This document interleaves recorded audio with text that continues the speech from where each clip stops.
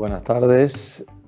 Hoy nos reunimos para hablar sobre la religiosidad de Güemes con motivo del bicentenario de su muerte, que a todos nos interesa, a todos nos importa la figura de este gran héroe nacional.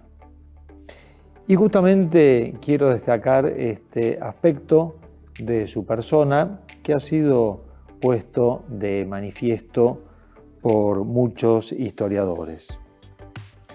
Güemes fue bautizado el 9 de febrero de 1785 en la ciudad de Salta. Y podemos decir que esa fe que él recibió el día de su bautismo dio abundantes frutos de religiosidad y de catolicismo.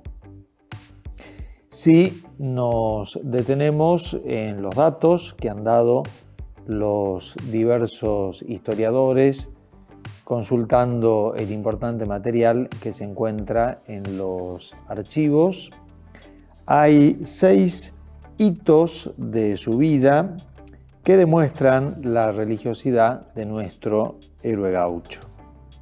En primer lugar, la defensa que él hizo del primer obispo de Salta, Monseñor Nicolás Videla del Pino.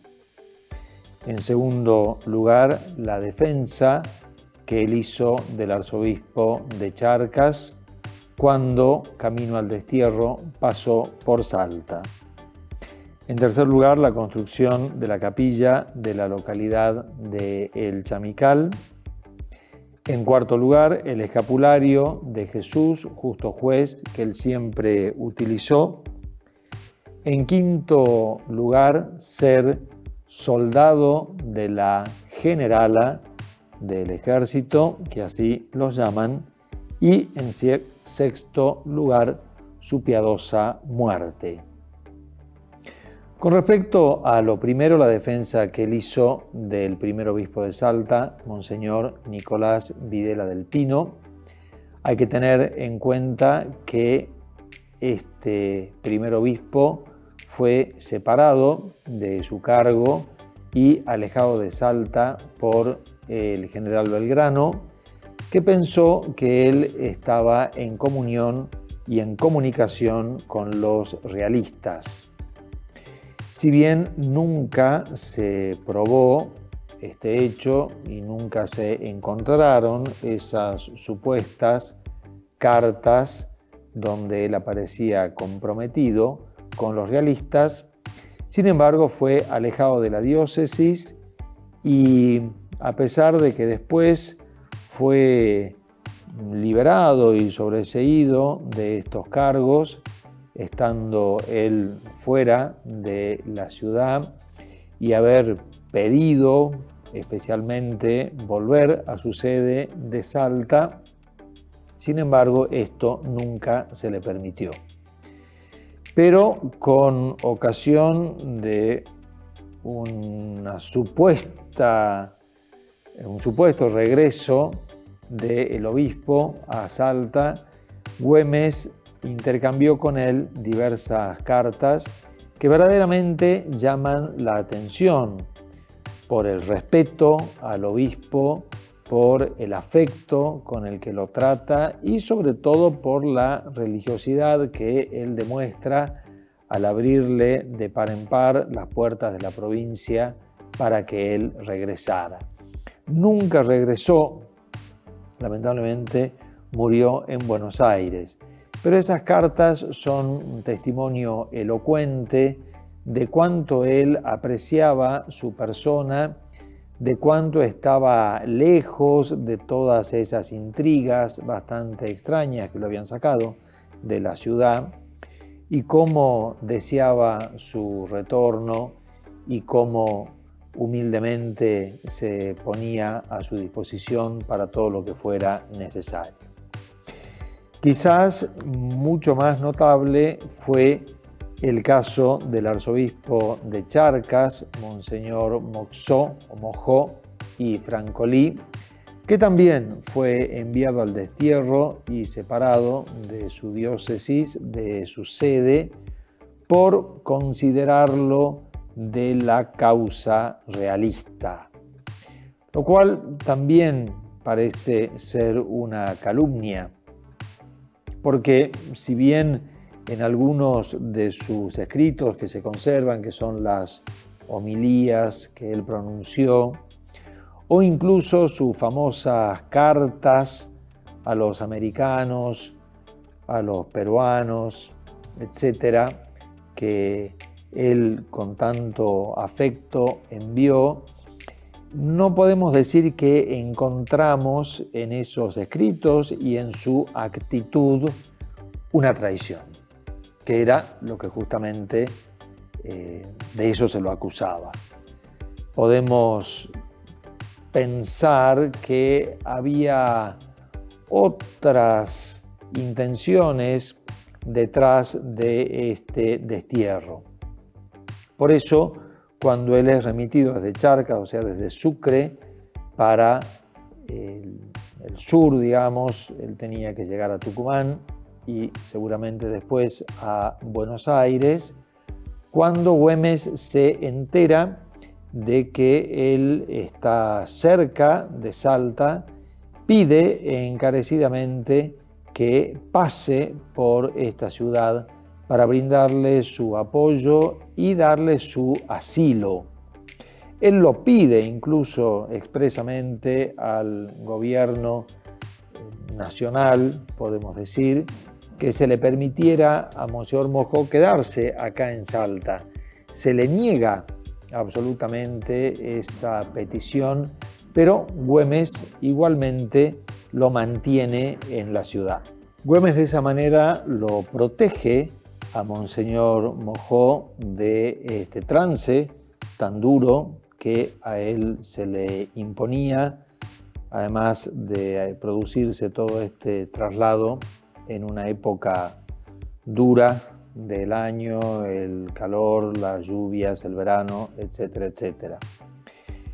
En esa problemática en la que Güemes se encuentra por desobedecer la orden que venía del gobierno supremo de no detenerlo en la ciudad y de enviarlo inmediatamente a Buenos Aires, Güemes se encuentra en esta problemática y desobedece esa orden y lo mantiene en Salta, pero lamentablemente Monseñor Mojó muere repentinamente en Salta. Incluso algunos llegaron a pensar que había muerto de muerte violenta, posiblemente un asesinato.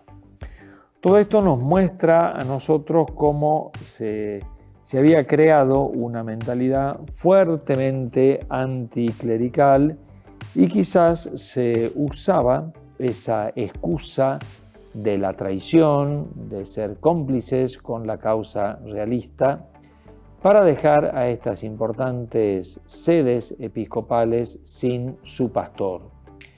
Güemes hizo todo lo posible para que el pastor de Salta volviera a la ciudad, no lo logró. Hizo todo lo posible por preservar y cuidar la figura de Monseñor Mojó, tampoco lo logró ni de hecho ni de derecho. Pero vuelvo a repetir, quedó el testimonio de Güemes como gobernante católico, como así lo dicen especialmente varios historiadores. Otro hito de su vida que muestra su religiosidad fue la construcción de la capilla de la localidad del Chamical, cerca de la ciudad de Salta, en medio de esos pequeños valles que se encuentran en toda esta serranía al oriente de nuestra ciudad.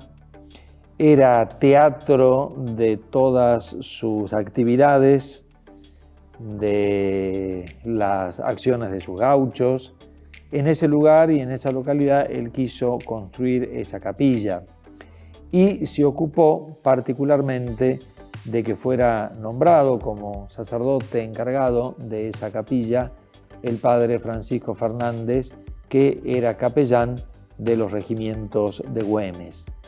Él tenía un particular afecto y confianza con este sacerdote, que va a ser el que lo va a asistir a él en los últimos momentos de su vida.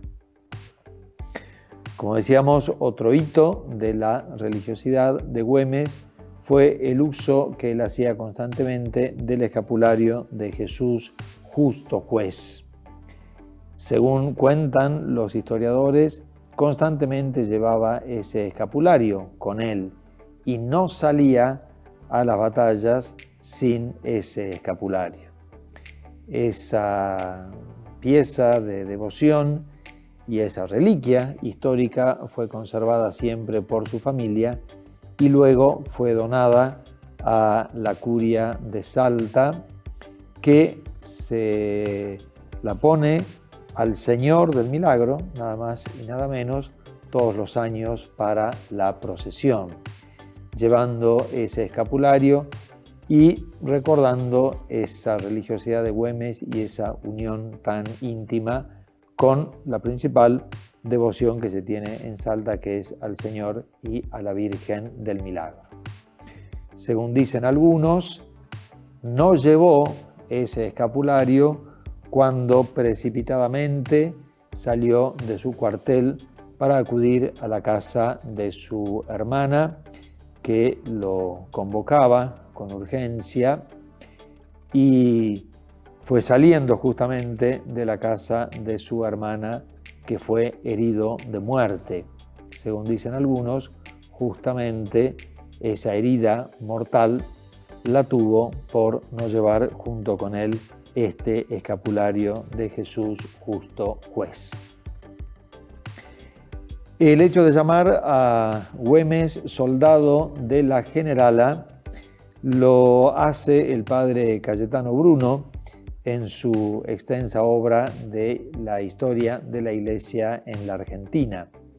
Y entre los soldados de la Generala, que es la Virgen Nuestra Señora de la Merced, nombrada por Belgrano Generala del Ejército, lo cuenta a nuestro héroe gaucho Martín Miguel de Güemes, sobre todo por una proclama que él hace al gobierno y al pueblo de Jujuy y de Salta, donde expresamente la llama Nuestra Generala, recuerda el triunfo de la batalla de Tucumán, el día de su fiesta, y se acoge a su intercesión, declarando que tanto los auxilios divinos, el Dios de los ejércitos, como la Generala estaban del lado de la independencia y de la libertad de nuestros pueblos.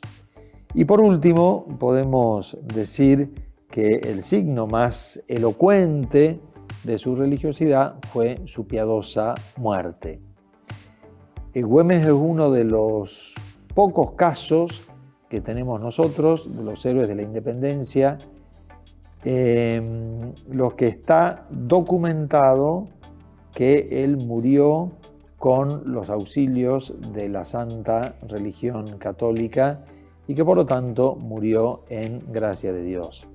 Desde que él fue herido y se internó en los montes de justamente esta zona, cercano a la capilla del capital del oriente de nuestra ciudad, cuando él se internó allí, su capellán, el padre Fernández, estuvo presente, lo acompañó en su larga agonía y, según lo dicen algunos documentos, murió en sus brazos el general Martín Miguel de Güemes.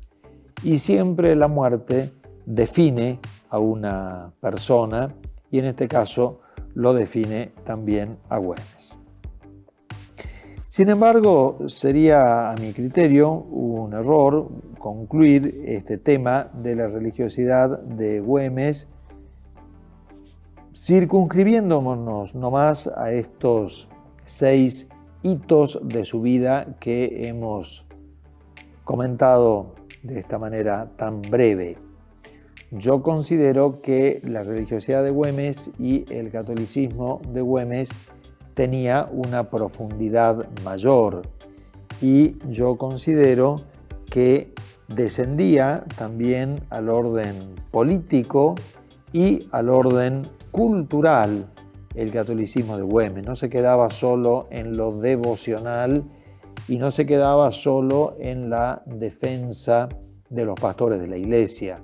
Si hizo eso es porque su catolicismo era más profundo y alcanzaba estos campos del orden social, donde seguramente él quería contar con los auxilios de la religión católica, las luces de la revelación de Jesucristo y las enseñanzas de la Iglesia. Lo podemos ver en lo que fue toda su actuación política y lo podemos ver también en aquellos que se opusieron tenazmente a Güemes. Todos sabemos que cuando se da el grito de libertad del 25 de mayo de 1810, en esa intención de libertad se escondían dos posturas. Una que quería la libertad de nuestros pueblos junto con la libertad de todo el orden político, social y religioso tradicional. Una postura que yo he llamado de ruptura. Había muchos rupturistas entre los hombres de Mayo y pensaban que sacándose el yugo de España, se sacaban también el yugo de la monarquía, se sacaban también el yugo de la iglesia, se sacaban también el yugo de la fe y de la religión. Quizás como herederos de las ideas jacobinas francesas que así habían hecho allá, ellos querían hacer lo mismo acá. Todos sabemos los tristes sucesos que tuvo la primera expedición al Alto Perú y cómo muchos de estos personajes, que yo llamo rupturistas, se mofaron y atacaron frontalmente a la religión en los pueblos del Alto Perú. Por eso a los miembros de este ejército, y muchos de ellos que eran porteños, los llamaban herejes. Y eso provocó un rechazo a esta lucha por la libertad que estaba siendo encarnada por estos personajes.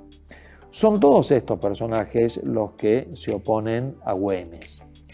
Por ejemplo, hay que nombrar a Castelli, que en el parte de aquella famosa batalla de Suipacha ni siquiera lo nombra a Güemes, que fue el héroe de esa batalla y fue el que la obtuvo. En el libro de Miguel Otero, de Güemes a Rosas, se hace una profunda reflexión sobre este tema y allí se nota esta oposición a este joven militar salteño que quería la libertad como ellos, pero no en la ruptura, sino en la continuidad. Era muy legítimo buscar la autonomía de nuestras tierras, pero no a costa de la ruptura con lo que era el orden, la fe y la religión. También es sorprendente la postura de Belgrano, no solamente por lo que acabamos de comentar, de haber desterrado al obispo de Salta, sino también de haberlo alejado del ejército del norte al joven militar Güemes por un presunto amorío que él tuvo con una mujer acá en el norte y que a él le pareció conducta escandalosísima y que por eso había que enviarlo a Buenos Aires, como de hecho lo envió, quitándoselo del medio. Suena realmente raro porque Güemes era soltero y además esa práctica no es que era extraña. Llama la atención que el mismo Belgrano diga eso cuando él tampoco estuvo exento de todo esto. Nos viene a la mente la frase de nuestro Señor Jesucristo: aquel que esté libre de culpa, que tire la primera piedra. Suena como una excusa que se utilizó para alejarlo a Güemes de Salta. Si su conducta fue escandalosa, bien, eso nadie lo va a discutir, pero quizás no era una causa suficiente para extrañarlo totalmente del foco y el teatro de la lucha por la independencia. También llama la atención de Belgrano, que no quiso prestarle ninguna ayuda en esos años terribles en los que Güemes, ya regresado a su provincia y siendo gobernador de la provincia, tuvo que soportar todas las invasiones realistas en Salta, y en Tucumán estaba todo el ejército del norte allí acantonado sin ninguna actividad prácticamente, y Güemes no recibió ninguna ayuda. Justamente ese material de guerra que tenía el ejército del norte fue también un motivo de oposición a Güemes que utilizó el gobernador Araoz años más adelante. También extrañísima la postura de Rondó, que no tuvo una actuación muy leal y muy patriótica junto con Martín Rodríguez aquí en el norte. Y por el hecho de que Güemes, al volver de la batalla de la victoria del puesto de Marqués, al pasar por Jujuy, toma ese armamento que estaba en las peores condiciones, justamente para ponerlo en condiciones para que sirva, lo tomó Rondó como un caso de desobediencia y de rebeldía por parte de este militar Güemes, que no era así. Después se compusieron las relaciones en el Pacto de los Cerrillos, pero uno dice, era él, justamente Rondó, de dudosa actuación, que tenía que poner en duda la actitud de Güemes. Es rarísimo. También Rondó y también Martín Rodríguez formaban parte de esta ala que yo llamo rupturista, y por eso su oposición a Güemes. Y quizás lo más notable fue la oposición a Güemes de una parte de la gente decente de Salta, porque la otra parte estaba decididamente con él, pero allí se armaron dos partidos, la Patria Vieja y la Patria Nueva. La Patria Vieja es la que comandaba Güemes. La Patria Nueva eran todos jóvenes republicanos, imbuidos con las ideas libertarias, heredadas de toda esta corriente revolucionaria que venía de afuera y que poco amor y afecto le tenían a los grandes principios del orden tradicional, ya sea el orden monárquico o el orden eclesiástico o simplemente el orden religioso. Ellos veían en Güemes aquel que encarnaba todos esos principios, porque él quería la libertad, pero no rompiendo con todo. Y veían en él a un tirano, quizás porque Güemes tenía muy claro el principio de la autoridad, que lo usó siempre con muchísima bondad y clemencia, como lo dicen los historiadores, pero con firmeza, con firmeza. Para Güemes no había nada peor que la anarquía, que también está del lado de aquellos principios revolucionarios que él no sostenía. Los nombres de estos dos partidos son también muy elocuentes. La Patria Vieja, la Patria Tradicional, la Patria, diríamos nosotros, fundacional, a la que Güemes pertenecía, y esta Patria totalmente nueva que quería romper con todo. Podemos decir entonces que la muerte de Güemes no solo está ligada al ejército realista, sino que está ligada también con miembros, como se supone, de este partido opositor, y por eso también a la muerte de Güemes se le llama una traición. El hecho de que sea el único héroe de la independencia muerto en la guerra de la independencia nos hace pensar en todas estas cosas.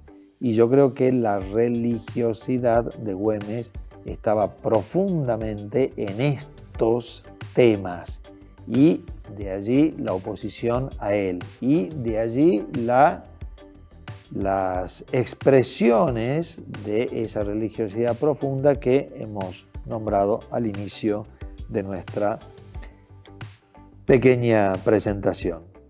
En el orden cultural también me parece importante citar las indicaciones que el Cabildo de Salta dio a aquellos que iban a ser sus diputados en la Asamblea Constituyente en Buenos Aires, que era heredera del Congreso de Tucumán.